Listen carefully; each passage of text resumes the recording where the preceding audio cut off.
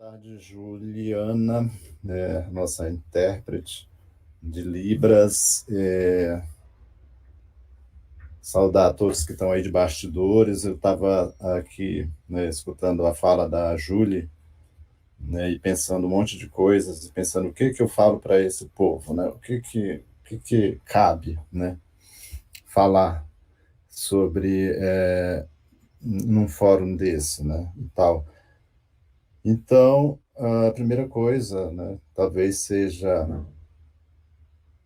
né, um exercício de transitividade que envolve uma aproximação, uma aproximação, uma apropriação e depois uma expropriação disso, né? Do que eu estou tentando dizer? Eu estou tentando dizer, por exemplo, que eu não sou artista plástico, né? Mas, embora as artes plásticas elas tenham me auxiliado a buscar, né, essa aproximação para ter essa apropriação e depois tentar experimentar isso que eu estou tentando dizer que é a expropriação, ou seja, uma negação, né? Então, eu estou falando de estratégias, né, de outras estratégias, de tentar interpretar, né, esse sistema dominante, né, de uma maneira, né, que envolvam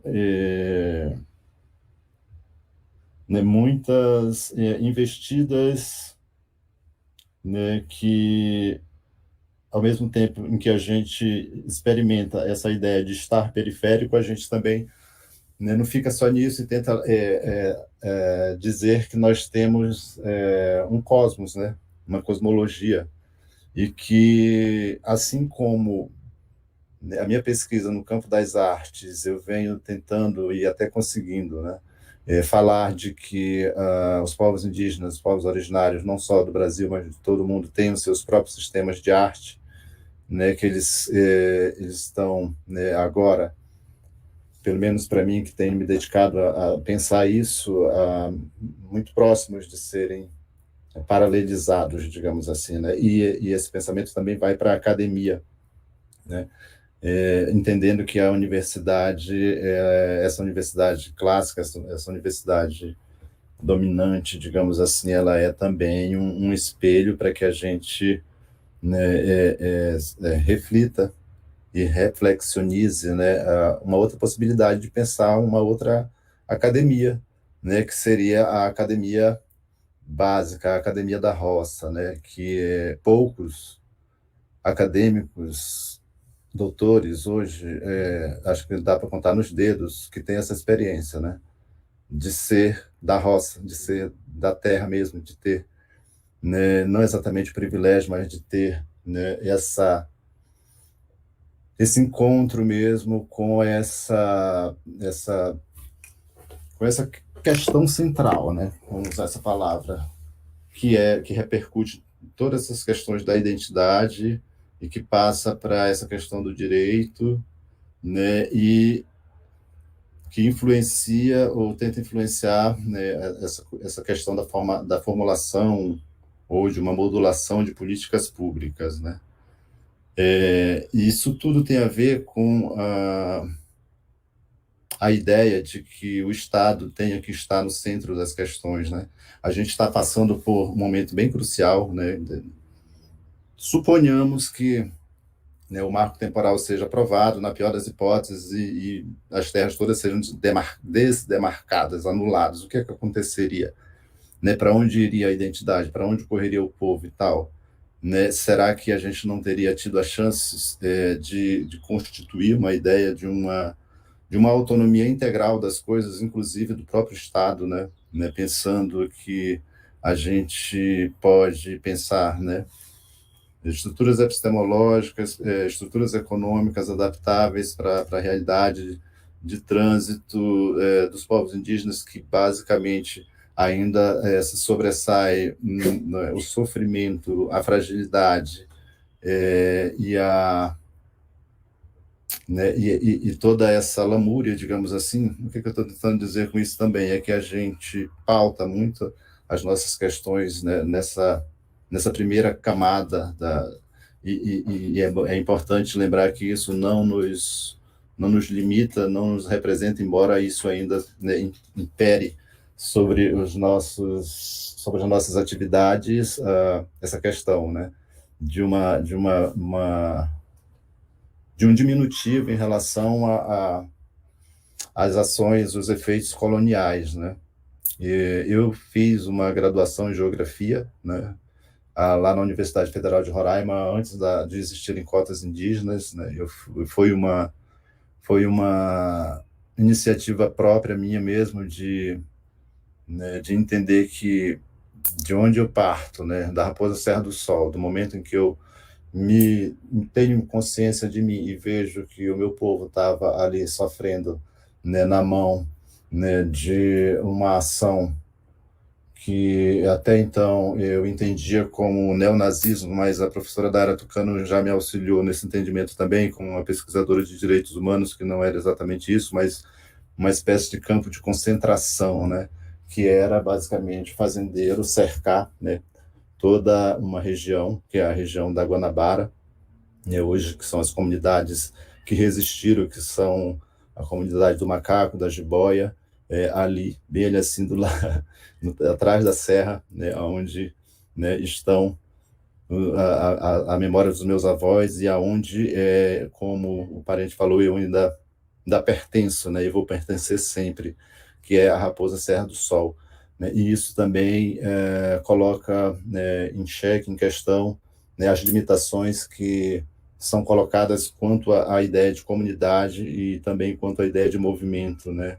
E aí eu estou falando mais uma vez de autonomia, de ação, de entendimento, né, de posicionamento, e muitas das vezes esse posicionamento ele pressupõe, né, uma estratégia de escuta, né? Aí eu estou falando né, de ter percebido isso muito cedo na infância, ver essa violência, acompanhar de perto mesmo, né, sofrer inclusive com isso, né, e não ficar nessa angústia, não deixar que isso dominasse, né, e tal. Então eu, né, fui colocado na escola não indígena e a partir daquele momento eu, né, precisei me dedicar ao idioma português para entender bem, né, a estrutura da língua, a estrutura de pensamento e levar todo esse entendimento para continuar, né, essa pesquisa que começa bem cedo, bem na infância, né, uma pesquisa prática, né, uma pesquisa de um laboratório amplo, disso que eu sonho, que é esse outro tipo de universidade, né, um outro tipo de formação que ele não pressupõe né, 2 anos de mestrado e nem 4 anos de doutorado e nem 2 anos de pós-doutorado, mas é um estudo contínuo, né, que não tem uma limitação mesmo, que não tem um certificado ou um documento que comprove a sua sabedoria, digamos assim, né? Então, é bem complexo, assim, as minhas falas, né? Elas nunca são, eu acho, eu fico muito olhando muito, né, a forma como os meus parentes, né, tanto os povos, como eu digo, da roça mesmo, né, que vem lá da roça, né, como eles são adestrados por esse pensamento, por esse rito, por esse poema da academia, né, de pegar as falas, né, daqui e dali, montar um roteiro de fala e ficar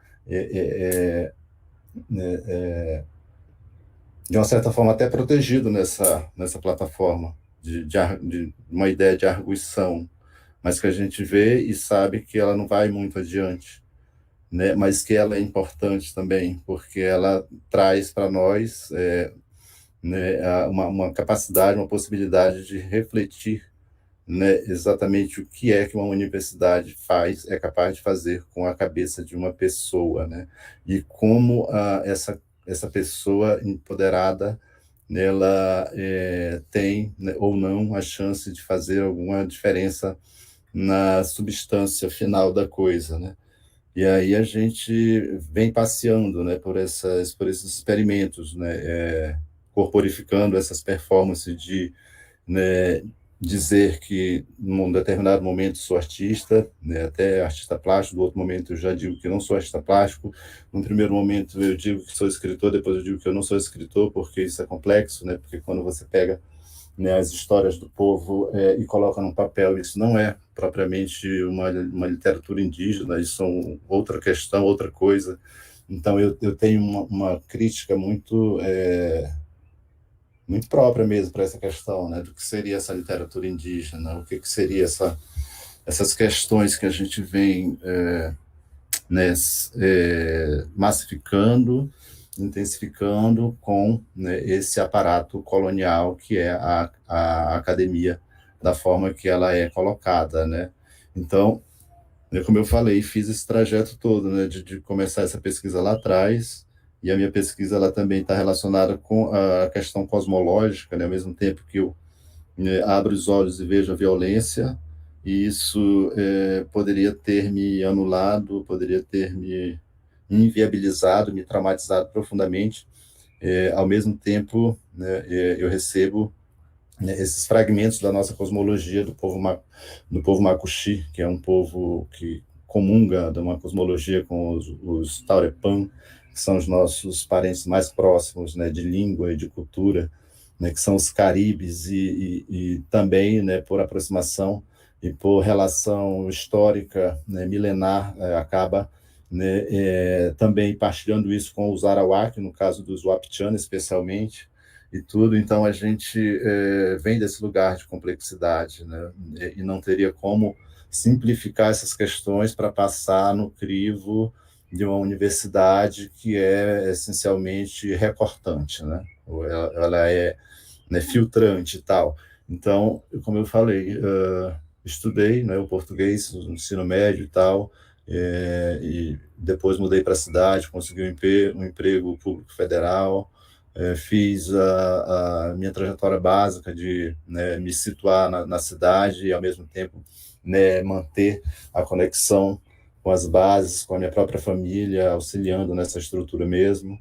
E depois de já estar encaminhado nessa parte básica, fundamental, ou seja, né, a minha trajetória ela não pode ser comparada com a trajetória dos alunos indígenas de hoje, né, que estão, né, experimentando essa coisa da bolsa permanência, de um deslocamento, né, longínquo, toda essa questão complexa e perigosa, danosa, que a gente também está buscando acompanhar e está atento e está disponível também para colaborar, enfim, né, com essa expectativa dos alunos de hoje, da atualidade, né?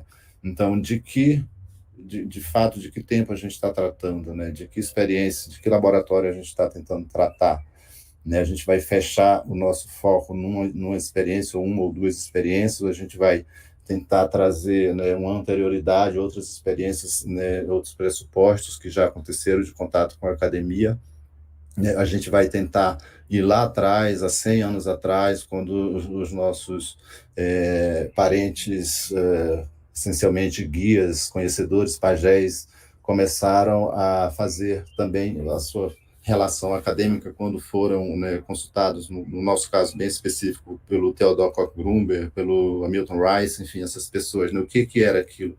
Né, aquilo ali já era uma relação acadêmica, a gente já pode ter, né, esse marco temporal lá atrás dessas relações com essa academia, com esse pensamento, né? Então, o que passava na cabeça desses nossos avós hoje, né, que já estão, né, com 100 anos que fizeram sua passagem, outros com cento e poucos, o que eles pensavam sobre isso, né?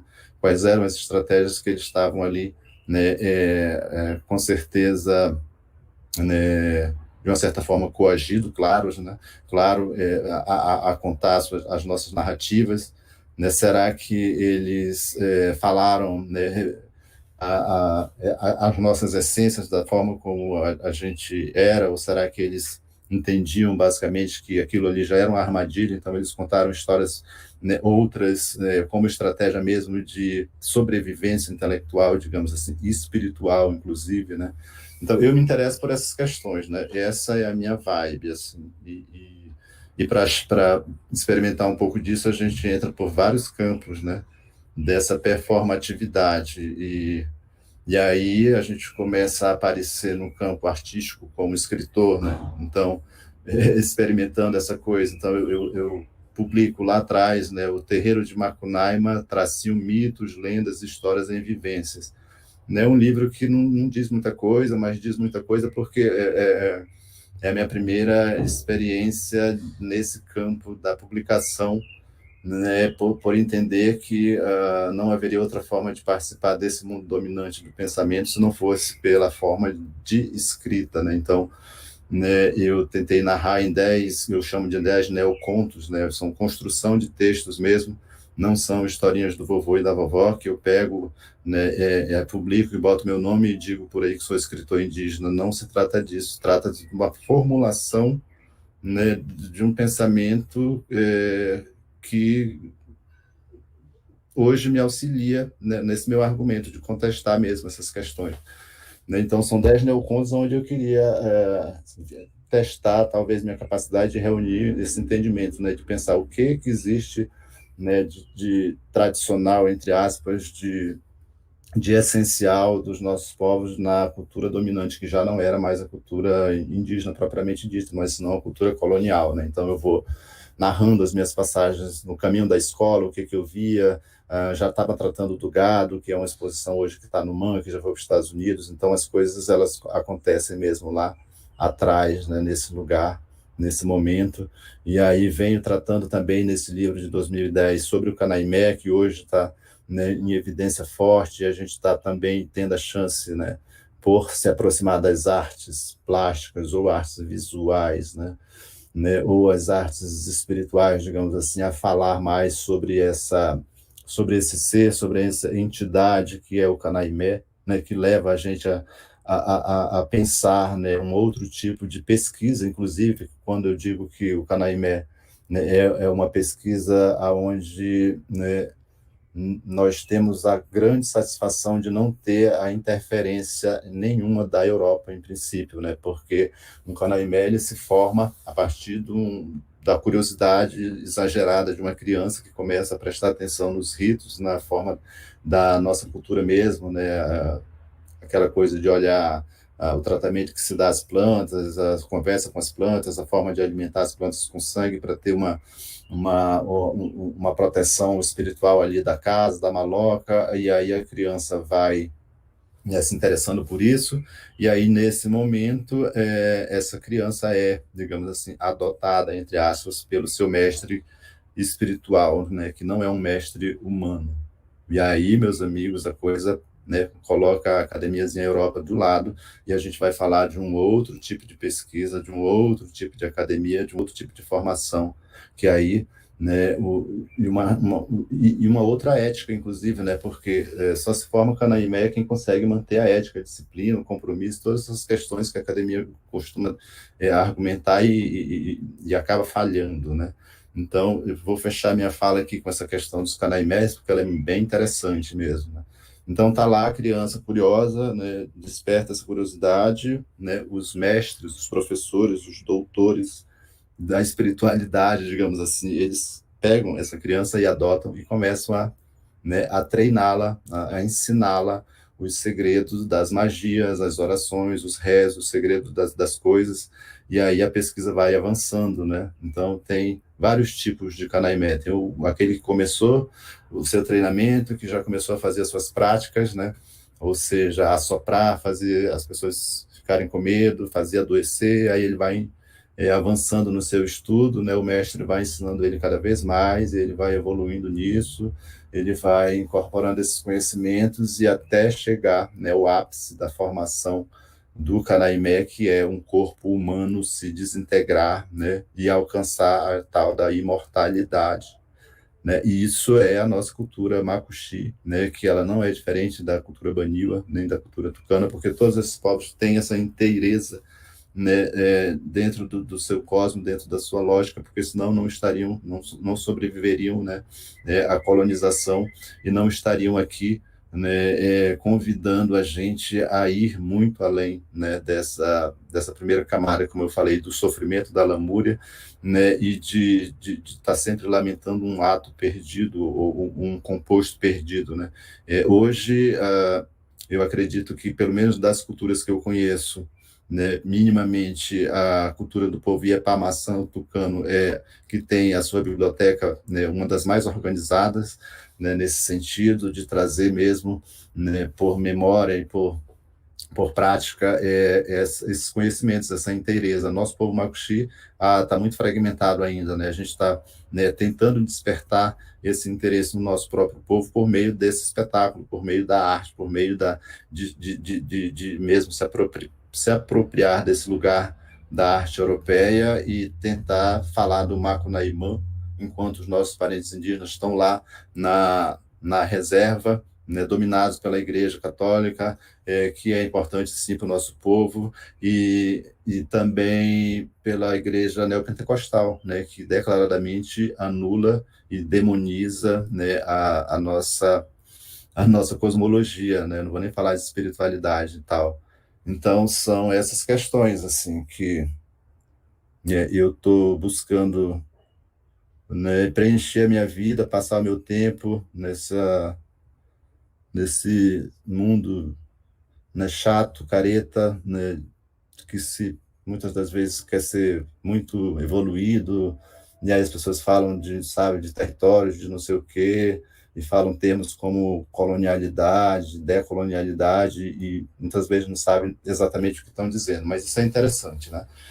Então, o que que eu ia fechar aqui a fala?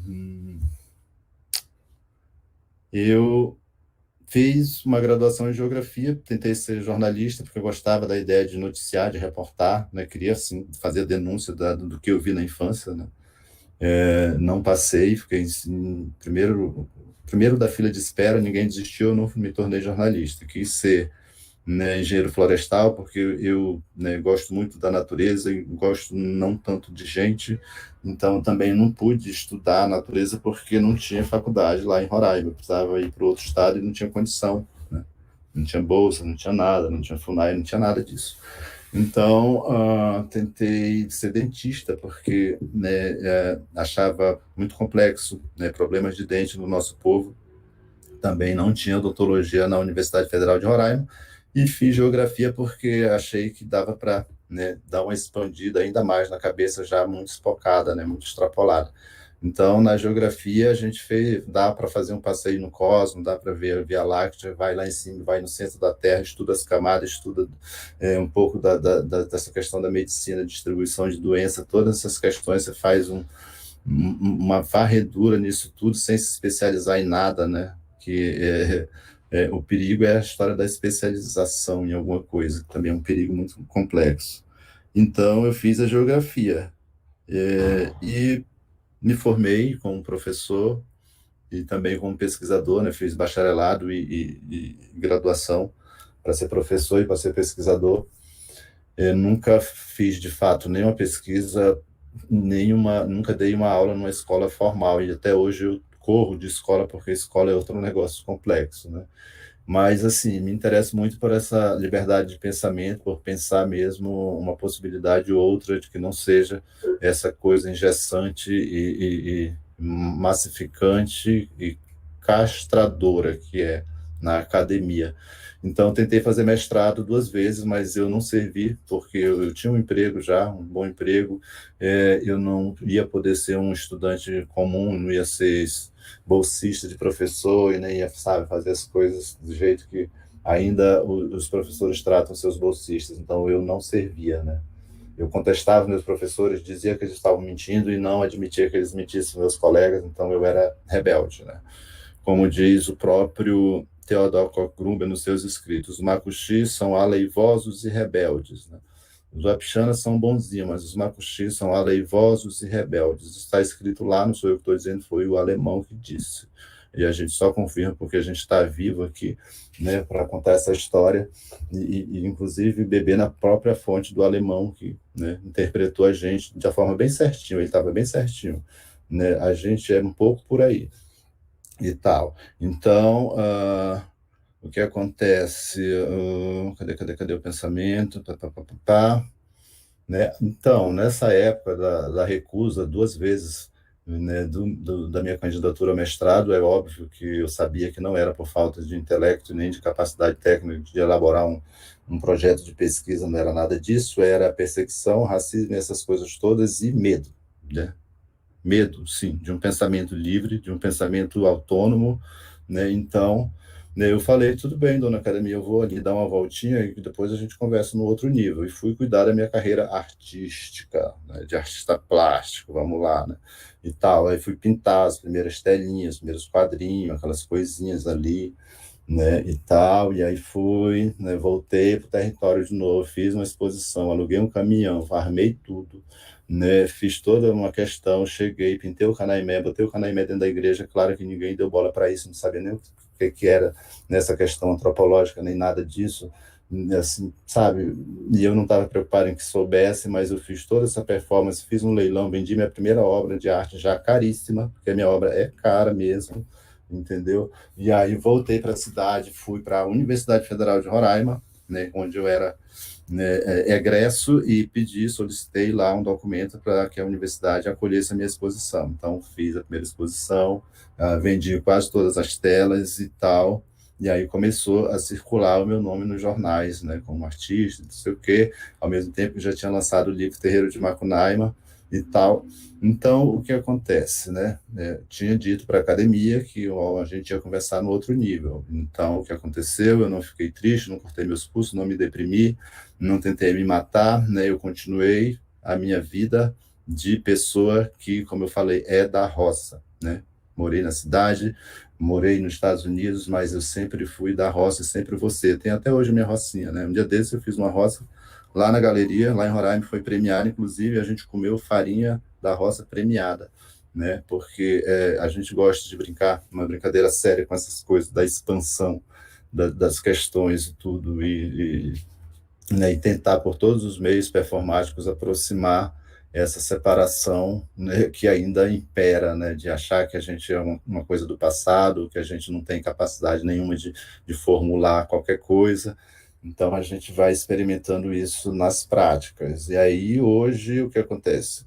Né? Hoje eu estou, além de acompanhar um monte de pesquisadores que voluntariamente me procuram, e eu muito pacientemente busco, né, entender a dimensão, né, das questões, né, e como se não tivesse mais nada para fazer da vida, né, fazer parte disso, né, porque eu acreditei que era possível ser uma academia, ser uma escola autônoma, e quando essas pessoas me procuram voluntariamente, a partir do que leem na internet, a partir do que sentem sobre, né, o meu trabalho, as palavras que saem, que não são exatamente palavras minhas, né, nada do que eu faço é meu, né? Primeiro, conversa, né?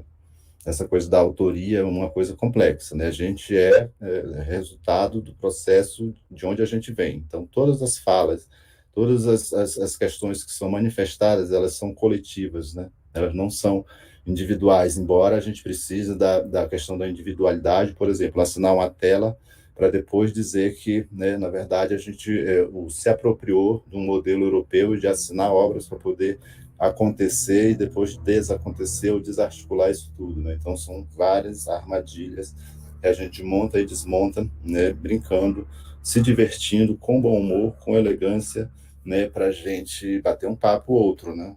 Porque a academia, quando ela pega a sua cabecinha, ela maltrata bastante, faz o que quer com você, né? Um perigo muito grande mesmo. Então, mas oficialmente, ou quase oficialmente, digamos assim, né, eu estou orientando a Paula Berbert, que é a antropóloga, está se formando na USP, né, a Paula Berbert, ela foi trabalhada na base da pagelança, para ela ter, né, essa colocação, para ela estudar as nossas questões, dos nossos interesses, né, para que a gente também comece a trazer para esse mundo da complexidade, dizer que, né, para a gente dialogar com o mundo, a gente ainda precisa de uma antropóloga, especialmente branca, se for preferencialmente do olho azul, porque ainda não dá, né, para a gente ter antropólogos indígenas nem antropólogos negros, ainda tem que ser, né, uma antropóloga branca, aquela menina bonitinha e né, essa coisa toda. Então, está aí no mundo das performações, né? Então, a Paula Berbert, ela está, né, fazendo o seu doutoramento, pesquisando na prática a arte indígena contemporânea, né, que é uma questão que até um dia desse basicamente não existia, mas a gente insistiu nisso e foi movendo energia, tendo feitiço nisso, e a coisa está de fato acontecendo, né, já extrapolou os limites do Brasil, já vem por lá, por longe, por outros lugares, né, e a gente hoje pode também comemorar e pode também refletir sobre os perigos disso, sobre as limitações e as implicações disso, né?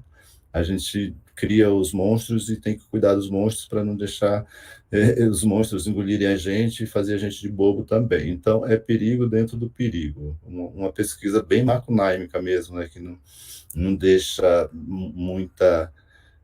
Na verdade, dá muita liberdade, né? Ela não é ingestante, ela dá uma liberdade, ela dá um fluxo, ela dá essa possibilidade, né, de dizer, né, sejam transitivos, né, sejam polidimensionais, sejam, né?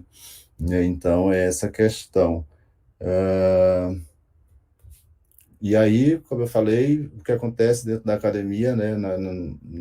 A academia não me quis naquela época, depois apareceu um monte de convite de universidades me convidando para entrar nos programas de pós-graduação, e eu já estava noutra, né, há muito tempo. Eu digo, não, gente, tenho mais o que fazer, já estou noutra. Chama os parentes que estão aí a fim de fazer, estudem, vão lá, né? Mas não fiquem só nisso, né? Vão lá e vão além disso e tal. Mas ainda performaticamente, né, a gente precisa, né, de uma coisa chamada titulação para poder questionar a própria titulação, né? O que eu estou tentando dizer? Eu estou com uma candidatura na Universidade Federal de Minas Gerais, que, por incrível que pareça, tem a cabeça mais aberta do que a USP, do que a Unicamp, né? Historicamente, ela está mais além do que essas outras. Então, a gente está, né, pleiteando um título de notório saber para que eu, de fato, seja oficializado dentro da USP como orientador da antropóloga Paula Berbert, para a gente trazer questões para a pauta como a autoria compartilhada desse pensamento, né? E também questionar por que me deram o título, só porque eu sou famosinho, porque eu sou performático, porque eu estou aqui no mundo daqui, porque não reconhecem os verdadeiros sábios, os falantes das línguas, as pessoas da roça, do fogo, da fogueira, e essas questões todas, né? Então, é isso, gente. Vou ficar parando por aqui, porque acho que eu baguncei muita festinha.